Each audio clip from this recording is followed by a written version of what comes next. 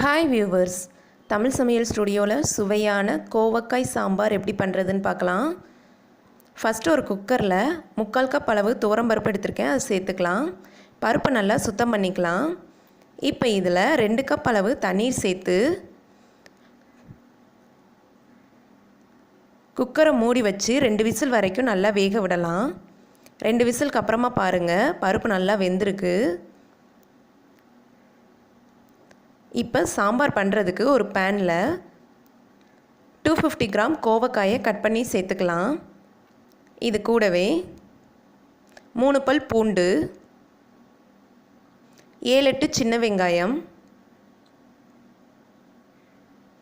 சாம்பாருக்கு தேவையான அளவு உப்பு, கொஞ்சமாக தண்ணீர் சேர்த்துக்கலாம். 2 தக்காளியை கட் பண்ணி சேர்த்துக்கலாம்.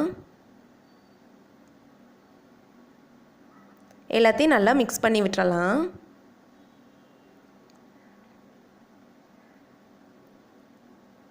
இப்போ இதை மூடி வச்சு ஒரு 5 மினிட்ஸ் வரைக்கும் காயை நல்லா வேக விடலாம்.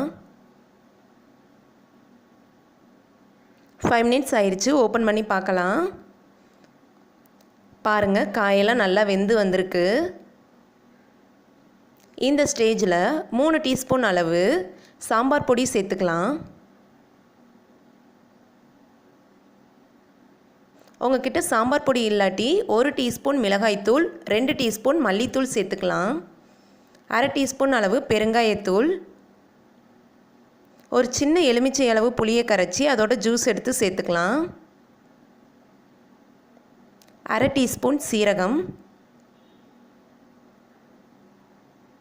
சேர்த்துட்டு நல்லா மிக்ஸ் பண்ணி விட்டுறலாம். இப்போ இதை மூடி வச்சு மசாலா பொருட்களை நல்லா வேக விடலாம். இப்போ ஓப்பன் பண்ணி பார்க்கலாம். காய் நல்லா மசாலா பொருட்களோடு சேர்ந்து வெந்து வந்திருக்கு.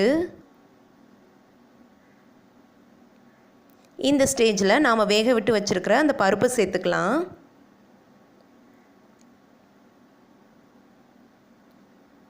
சாம்பாருக்கு தேவையான அளவு தண்ணீரும் சேர்த்துக்கலாம்.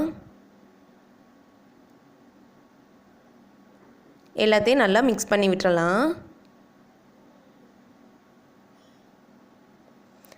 நல்லா மிக்ஸ் பண்ணதுக்கப்புறமா இதை 2 மினிட்ஸ் மட்டும் கொதிக்க விட்டால் போதும். 2 மினிட்ஸ்க்கு அப்புறமா பாருங்கள், நல்லா கொதிச்சிருக்கு. இப்போ இதில் ஒரு சின்ன துண்டு வெல்லம் சேர்த்துக்கோங்க, சாம்பார் இன்னும் டேஸ்ட் ஆயிரும்.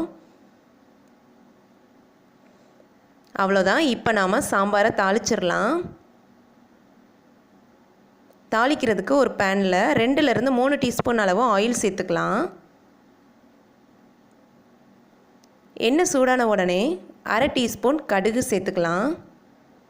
கொஞ்சமாக கருவேப்பிலை இலை, ஒரு காஞ்ச மிளகாய். இப்போ இதை சாம்பாரோடு சேர்த்துடலாம்.